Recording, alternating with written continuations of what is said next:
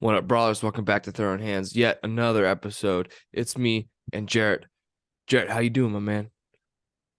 Good. It was a great weekend. I was out. I didn't get to watch it live, but really took advantage of Twitter and ESPN, following right along with fights on the main card. It was a banger weekend. I really liked the main event card, and the main event definitely lived up to what I was hoping for. Um, Personally, I thought it was a way better fight than what I would have guessed. So it was a great weekend of fighting. Yeah, for sure. So we're gonna head right into the card. Starting off with the what started off with what kicked off the main card. Jimmy Crute versus Alonzo Menifield. Jimmy Crute's head movement is non-existent. He was just eating right hands this whole fight. I don't know how he stayed up because Alonzo Menifield hits like a Mack truck. So it ended up in a draw. Jimmy Crute's not defense, takedowns, fantastic. Yeah. His wrestling looked really good. He still looks a little, I don't know what the word is, hesitant because he had his whole knee reconstructed pretty much. But they're gonna run it back. I'm all in for it, Jarrett. Yeah, it was a great fight. Following it, I was like, man, this he's got to go down. He's got to go down. He's got to go down. Looking at the stats, I'm like, there's no way he's getting outstruck like that, and he's still just hanging on. And really took advantage of utilizing his wrestling whenever it was there. Got himself back into it. Did enough on top to score some points off it. So props to Jimmy Crute for showing his toughness. It's going to be hard for me to pick against him next fight, but if these two do run it back next, I think I am going to give it to Menafield again. That's who I picked, I believe, on the podcast. Yeah. Although it ended in a draw, I wouldn't be surprised if Menafield pulled it out in the second one because he really found a home for that right hand. Unless Jimmy Crute developed some great head movement, but would have been fight of the night. But we'll talk about the fight of the night in a minute. Quick overview on this one. Justin Taffa versus Parker Porter. Justin Taffa hits very hard, and I don't think anyone can deny that. And I think that's a good way to talk to left hook, bang, Parker Porter out. Boom.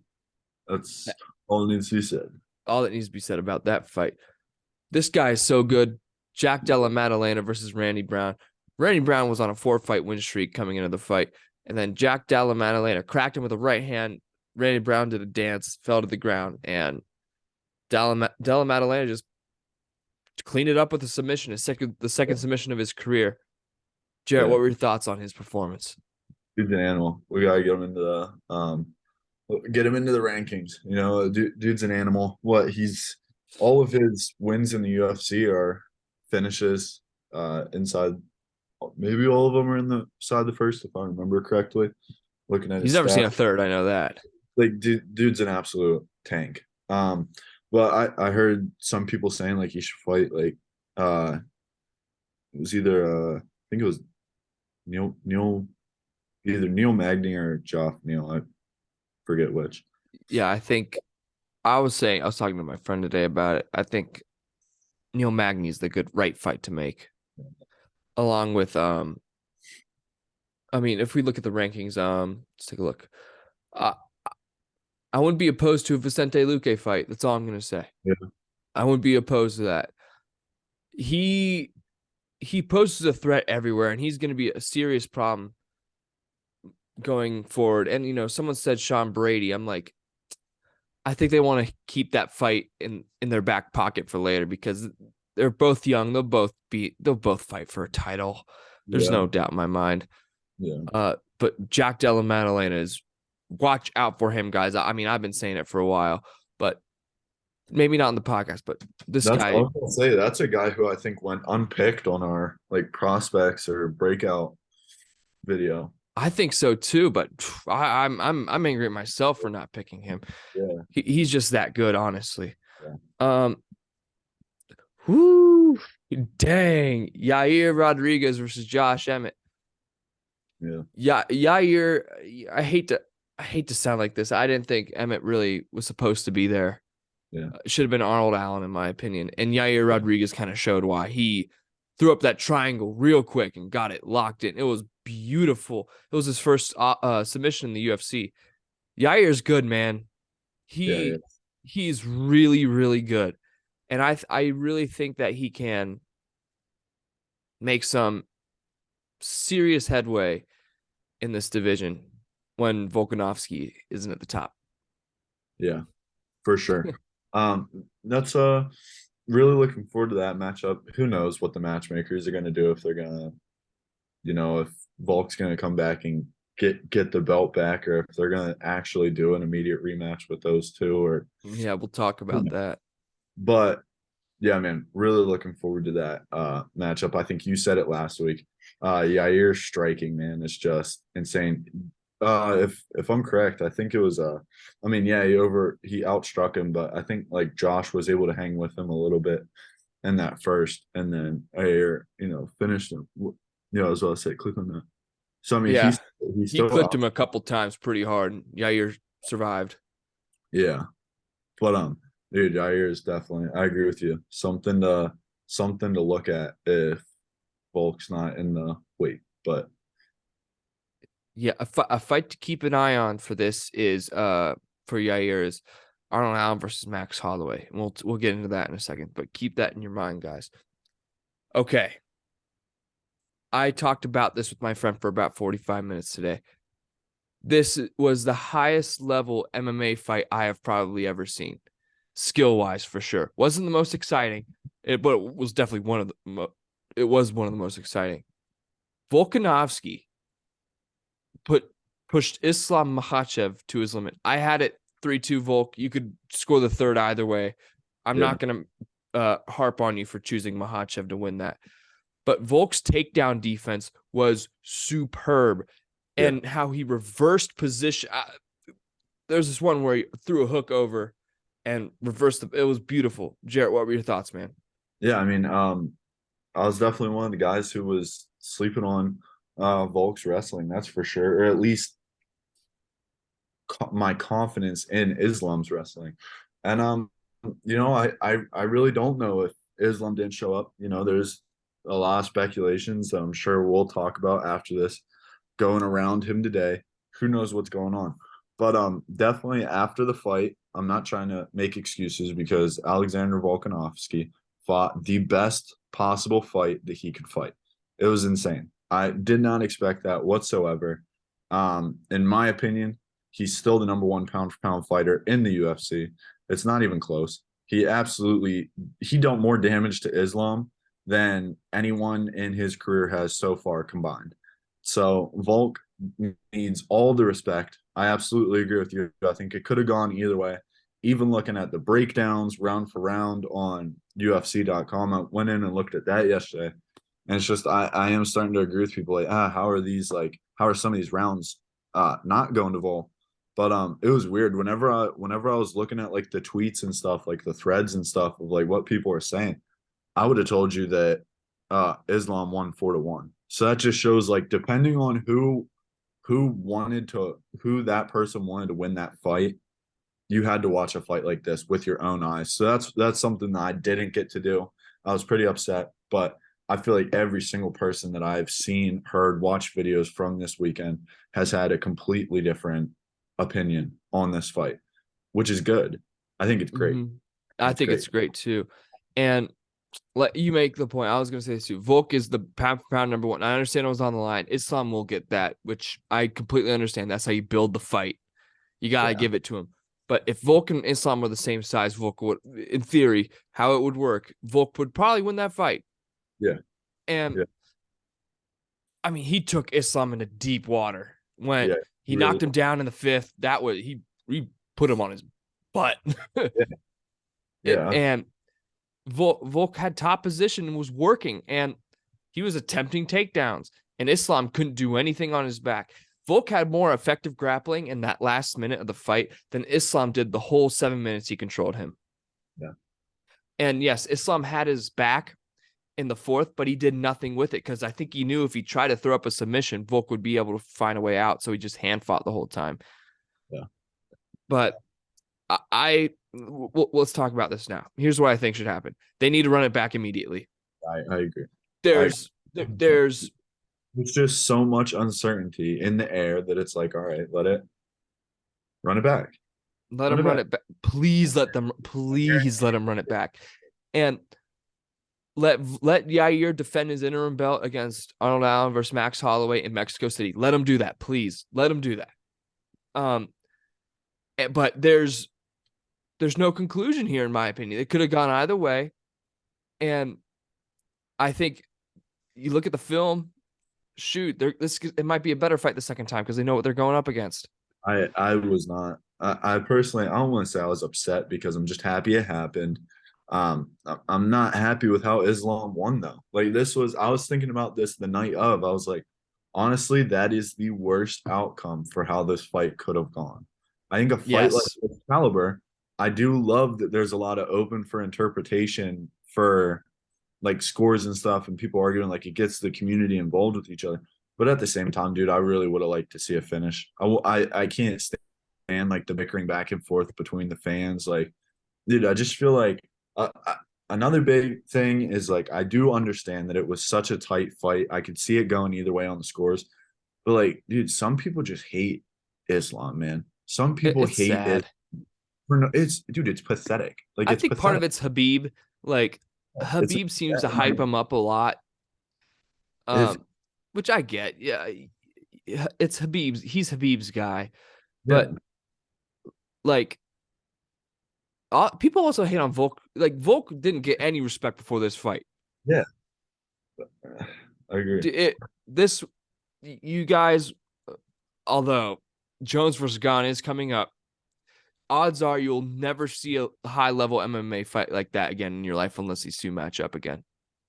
Yeah. I'm being serious, guys. This is in the what amazed me is Volk, who probably how much do you think he was when he was in the octagon? 165, 162, something like that.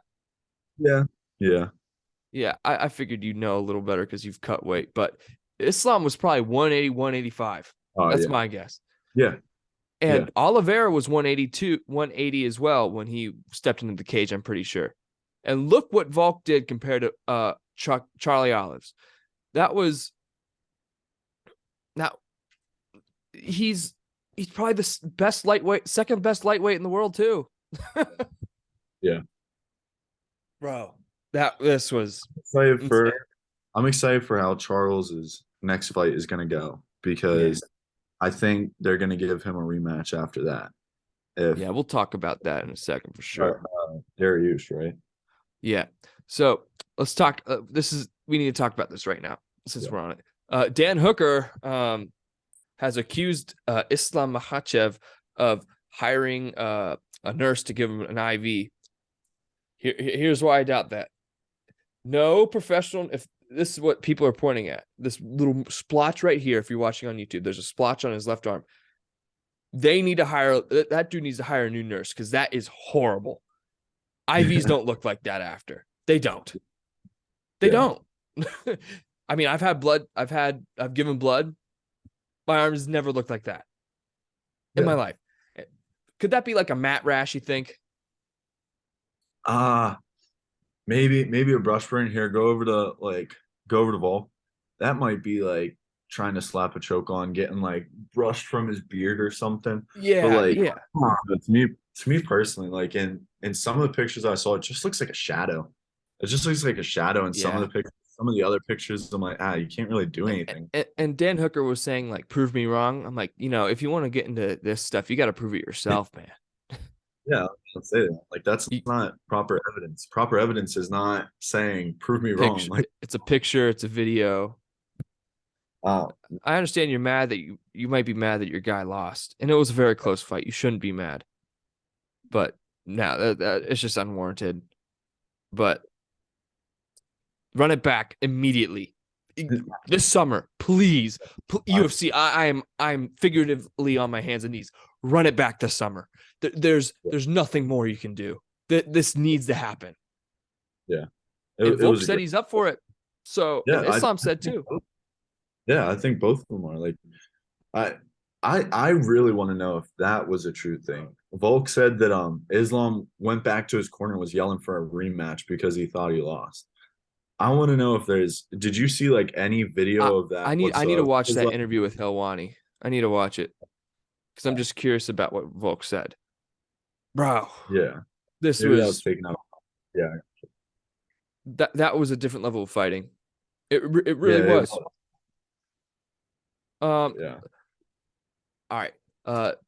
Charles Oliveira, Benil Dariush. Yeah, that's the fight to make. There's no question. yeah. I saw someone say that Dustin Poirier should get the next title shot. Like, dude, what? I mean, No. I don't really care. I'd be fine with that. Winner of Charles Oliveira versus Beneil Dariush, to me, That's what gets the should next happen. shot if it isn't Volk. Yeah. Yeah, that's what And even absolutely should Volk, happen.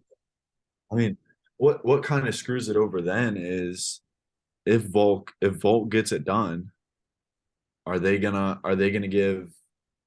make it a trilogy, or are I they mean, gonna they stick? have to. They Yeah, have to. yeah, it's gonna be I crazy. mean, that'd be the best trilogy of all time, in my opinion. Shoot. Yeah, Um, yeah, but I fear for Charles Oliveira in that fight because Benil's jiu-jitsu's top yeah, level in that division.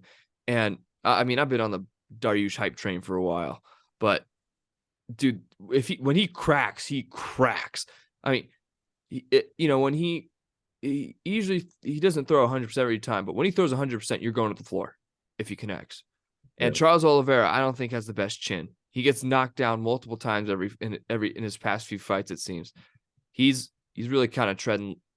He's yeah, walking on thin ice, yeah. and he has no defense. He has terrible striking defense. His fundamentals striking offensively are great, but I think if he gets cracked by Dariush, it could be night night.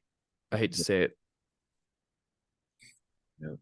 Yeah. Bryce Mitchell will fight Jonathan Pierce at 288 on May 6th. Um, dang. I was hoping for him to fight someone like Well, what's his face? Caceres or something. I was pretty disappointed on that, but Gotta get a win, I guess. I can't blame him. this was the guy who, basically said he was retiring after losing his zero. So, everybody reacts differently. Hopefully, this get back on the saddle fight, and Bryce Mitchell turns into the fighter that we all know he can be. Yeah. Bro, Ran Topuria into a looked buzzball. superb. Like that. Um Tyler Santos is out of fight against Aaron Blanchfield, and Jessica Andrade has stepped in. I'm all for it. The card isn't that great, but this is a fight I'm looking forward to. But it's a worse matchup for Blanchfield, Oh, in my opinion. oh, I, I tell me why. Tell me why. Oh, Like, I'm I mean, Andrade is a far better striker, and I okay. feel like, I mean, Blanchfield does work on the ground, but if she can't take Andrade to the ground, like I think it'll be a very long night for her.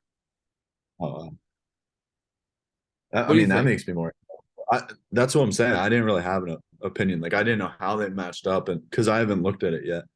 But I mean, just going off the last fights, I mean, I guess I guess they fought different caliber fighters. Yeah, But I mean, Blanchfield can put in work anywhere, but I feel like on the ground she's really. I mean, she's won her last two fights by submission, so I feel. Although I'm not going to count Blanchfield out, I think she's the future of the division. I really do. What she did to Molly McCann was borderline criminal. That was a mauling. Anthony Smith versus Johnny Walker, main event ooh, May 13th. ooh, very nice. That'll be interesting because Anthony Smith is not a big light heavyweight, and Johnny Walker is a gargantuan light heavyweight. Yeah, I got Johnny in the early pick 'em. I do too. I really do too. But we'll see. Yeah. Um, see what else there is. Oh, keep Poliana Botelho in your prayers and thoughts. She ex UFC fighter has cancer. Just keep her in your thoughts and prayers, man. She'll need it, man. That's rough. Breast cancer specifically. So we wish her the best, of course, over here at Throwin Hands. Pretty tame weekend when it comes to matchups, but Yeah. Jarrett, after these 2 weekends, we are absolutely spoiled for the next 5 weeks after that. We've gone So, over this, but it's only appropriate that we take a look at what we have coming up. So just so we can get salivating. yeah. So this Saturday, Andrade versus Blanchfield, love the main event. Rest of the card isn't that great. I don't believe it is. Yeah, Jordan Wright, No, Zach Pagua is the co-main. Will Knight, Marcin Prochnio. Look out for that fight. That's a low key banger. On those types of cards, everyone's gonna get knocked out because they all have something to prove. So it's gonna be a good card. Just no that's names. true. Nikita Krylov versus Ryan Spann. Um, Andre Muniz versus Brandon Allen. That's a good middleweight co-main. Sakai, Tatiana Suarez is coming back on that Mm. card too. So please look out for that. I think it appears there's only 7 fights on that card, according to the UFC website, but I'm probably wrong. They just haven't updated it. And then we got 2.5 weeks till this, Jarrett. John Jones versus Cyril Gane, UFC 285 in Las Vegas. About time. Man, I can't wait. Oh Yeah. my. And then, Shevchenko defends her belt for the 8th time against Alexa Grasso. Jalen Turner needs an opponent. Dan Hooker broke his hand. We forgot to mention that. Yeah. It was he had a massive cast on at the fight. Jalen Turner, someone step up, please. I love Jalen Turner. Rudo. He doesn't want to step up Oh, he did? because I he thought wants to make weight. So he said, let's go early April. Oh, okay. I mean, I get it because Jalen Turner's huge. That'd be even if you go down to 165, that's playing in Turner's favor. So a 3 week, don't put anything on Drew Dober for not accepting it. Okay, guys, it's 3 weeks. Jeff Neal versus Shavkat Rakhmonov on that card too. Bo Nickel, Derek Brunson, all the wrestlers.